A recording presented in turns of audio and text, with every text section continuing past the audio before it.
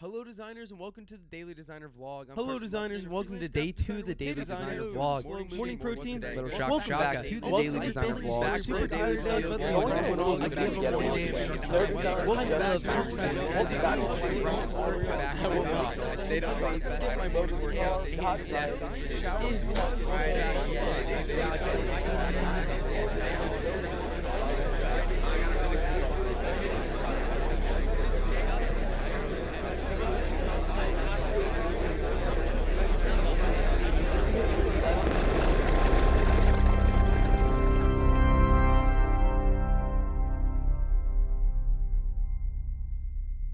I'm Karston Leppanen, and this is the Daily Designer Doc.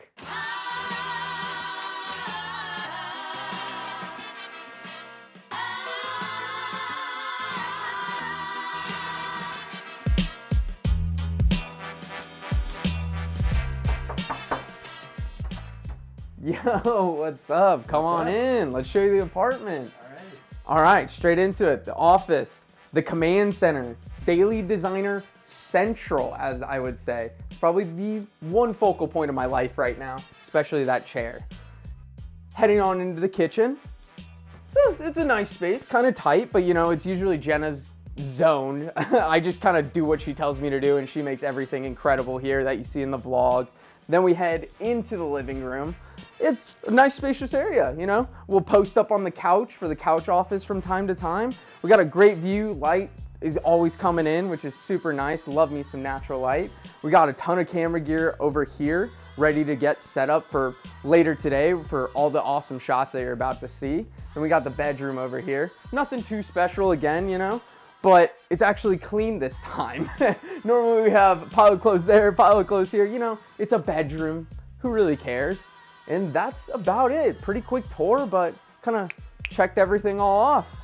I bought that dog for the idea of like making a sticker statue out of the dog, you know? And then I've had the Halo helmet for forever, so I was like, I could stickertize this. I just never have. One of my best childhood friends, we used to play Pokemon all the time together, and I traded him that Rayquaza.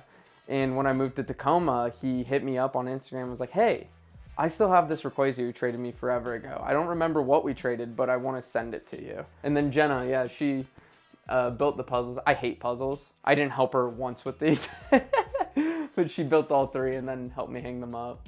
Well, I guess that was the apartment tour. You want to go grab some coffee? Sure. Let's do it. I know a place. Cool.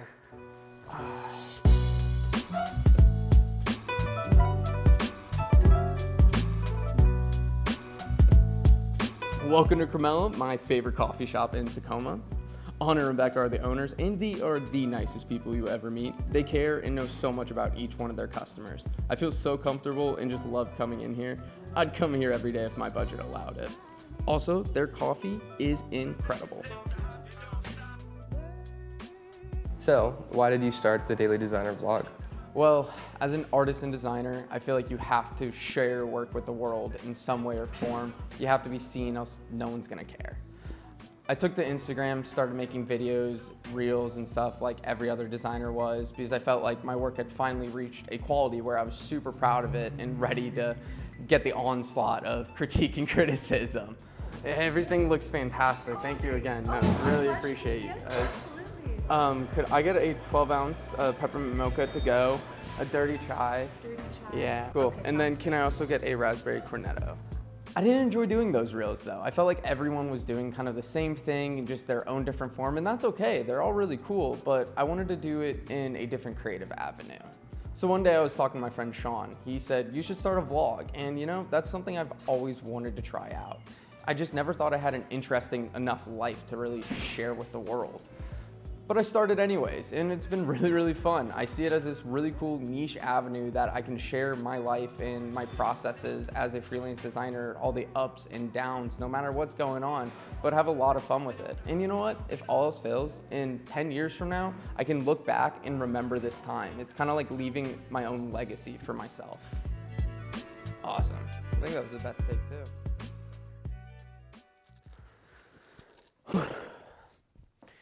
Rolling, camera's good, audio. All right, let's do this thing. How did you get into design? Well, it's kind of a long story. Started way back when I was a wee little lad. I was making Minecraft YouTube videos. I did actually Minecraft Pocket Edition, funny enough. It was another niche avenue I got into with some of my buddies. Grew the channel to about 5,000 subscribers, which doesn't seem like a lot, but back in the day when no one had even heard of reaching like 1 million subscribers, it was a pretty good channel, you know, it was a good channel size. From there, I downloaded my first version of cracked Photoshop. I know, cracked, I'm a bad boy out here. And I just fell in love with making my designs for my thumbnails, all the artwork. I even dove into Cinema 4D for a little bit for the channel. Did you go to school for design? I did. I went to design school at Missouri State University. I wasn't the best student, I'll be honest. Freshman and sophomore year, I just kind of went through the paces. I still got good grades, A's and B's, but I just didn't really know if I enjoyed design at the time. I felt like no one really pushed me. No one was pushing me to be where I thought I could be. And I know that's a lot on me, but sometimes you need someone to just kind of kick you in the ass to get you going. My junior year of school, I ran into this teacher named Cheto. Sorry, Cheto, but everyone hated you. I think you knew that, honestly. But they hated you because you were true. You told exactly how it was. If someone didn't put enough time into a project, you told them. If something sucked, you told them. I don't know why that resonated with me, but I really appreciated it. I fell in love with design at that moment. I really thrived in that class and pushed myself to my highest capabilities. I became obsessed with design. Obsessed? What do you mean? What I mean by that is I feel like to get truly good at something, you have to give it your all. Become obsessed with it. From that day that I really made the decision to just dive in headfirst in design, I changed my entire Instagram account, all my social presences. I followed only designers. I cut back on friends and stuff like that because I knew I just needed to see more design, see what I can create. Something someone told me one time was, you don't know what you can make until you see it. Nothing's necessarily original anymore. So start creating that catalog of designs in your brain. One of my biggest proponents behind this is just looking in the environment and learning from the environment around you. You might see a billboard. I see typography, a logo, a color palette, even just the lettering and kerning of the letters on there. Become obsessed with it. So what were your first steps after college? I got pretty lucky, actually. My best friends Mitch and Hallie were working at a marketing firm already. There was an opening available and they asked if I wanted to interview for the position. I got the job. One thing I'll complain about though is that school doesn't necessarily prepare you for the real world. One of my first assignments at that job was to create a Google ad set. I stared at everyone and was like, I don't even know what a Google ad is. Luckily though, I figured it out. There was definitely a lot of help there, and I think learning on my own and pushing myself to figure it out was one of the benefits of just working there and really improving as a designer. Why did you leave? That's a great question, you know? And I think it comes down to is I felt pretty stagnant. I moved to Denver at the time, so I was working remotely. And honestly, we didn't skip a beat at my department.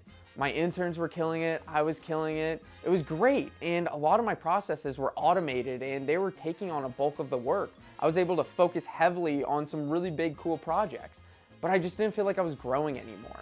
At the time too, I started working out and putting a lot of time and energy into it. I was weighing about 230 pounds at the time. After COVID, it kind of wrecked me mentally and physically. So when I got into that kind of groove, I felt like it was time to move on and improve, not only in just losing the weight that I've always told myself I would, but to also grow as a better designer and start my freelance career. I'll look even cooler. Ready? All right, cool. Well, this is Wright Park. It's one of my favorite spots in all of Tacoma. I love coming here, running, tearing up the trails. Some other things that I love to do for fun are chess. Yeah, there's a lot of movement there. I'm like, reassess the entire board. What the fuck just happened? Video games with the boys. Got your ass.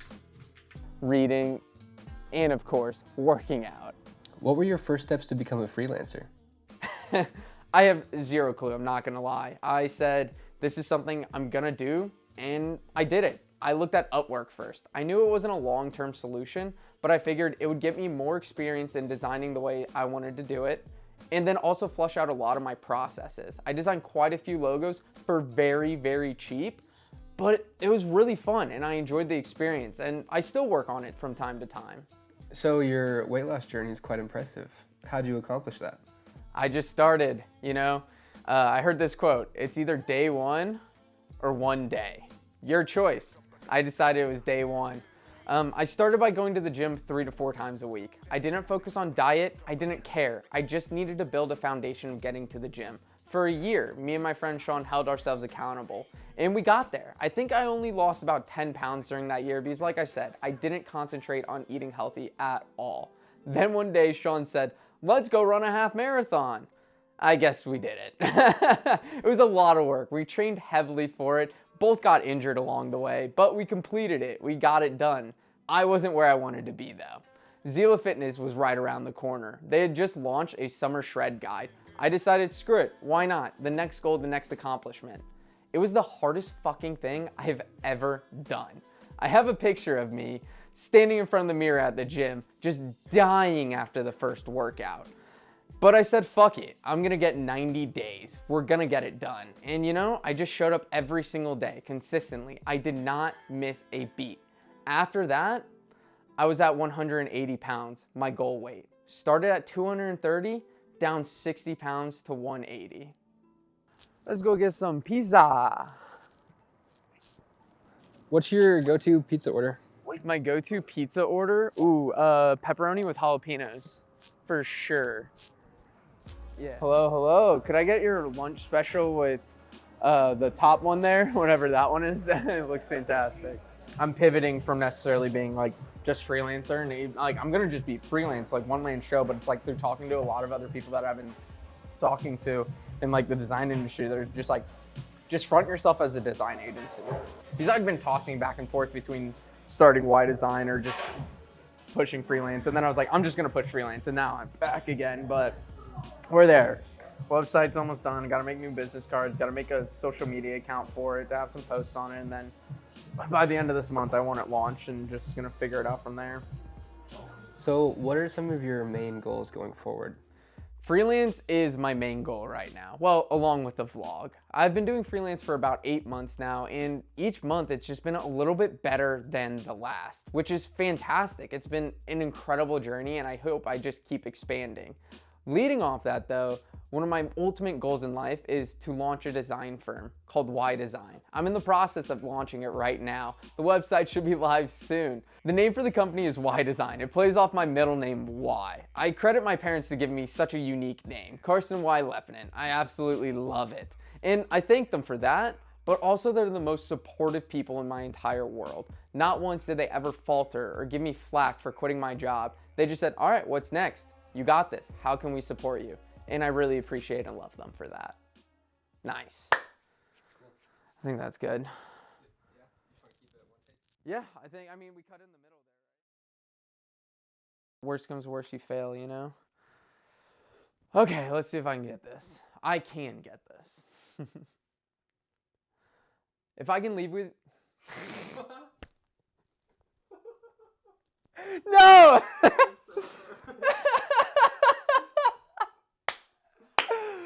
Oh, I can get this. Oh my God. All right. If I can leave you with something, I would say just fucking try. I had zero clue what I was doing 8 months ago when I started. I took a leap of faith. Now I am a functioning freelance designer who still has zero clue what I'm doing, but I'm confident in myself and I know I can figure it out. Be okay with being uncomfortable. Anyways, that's my story. The story of Karston Y. Leppanen. Thanks for watching the Daily Designer Doc. We'll circle back again at day 200. Nice.